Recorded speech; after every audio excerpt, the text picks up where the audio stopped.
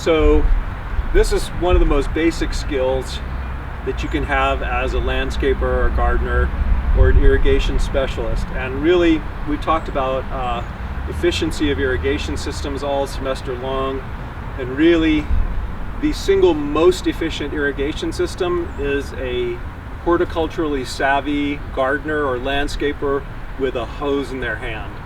And so you should never be afraid of using the hose to make up for any deficiencies or inefficiencies in an irrigation system. In fact, a lot of really well thought out plantings that have a lot of very low water use plants can really get by on simply occasional hand watering rather than even having an irrigation system that comes on with any regularity. So managing a hose is something very important. You'll notice this hose has been coiled properly for most of its life, so it has a good memory of how to behave in the proper coiling. The one problem that you encounter with hoses that are coiled around and around and around and around in the same direction is that when you pull them out, they make a giant coil, and as those coils get pulled tight, they kink and your water shuts off in the hose, and that's frustrating and annoying. So this is a way to coil a hose that you won't have that happen. And you'll notice with this hose, as we pull the hose out of its coil, the coils coming off of the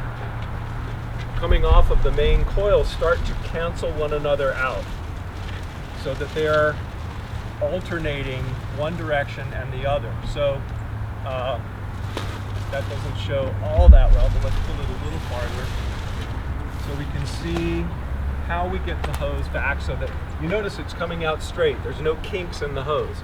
That's what we want when we're unrolling the hose. So the method for doing it is you are going to alternate the polarity of your coils. So you're going to do one overhanded coil, and then you're going to take one and lay it underhanded. So there's an overhanded coil and an underhanded coil. Overhanded, underhanded, overhanded, let's keep that from going, and underhanded. So those cancel one another out. You see there's the overhand coil, the overhand and the underhand, see how they cancel one another out, and you get a straight hose.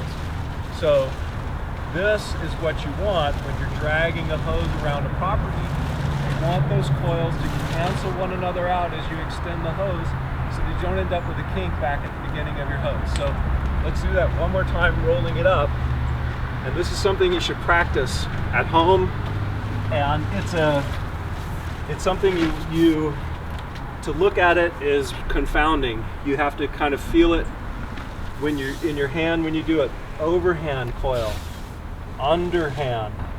See how you're taking your backhand and letting it go under?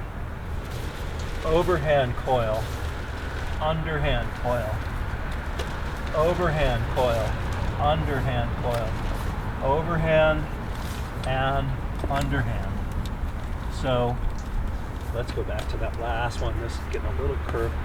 Overhand and underhand. So there's our hose. Again, it'll pop out.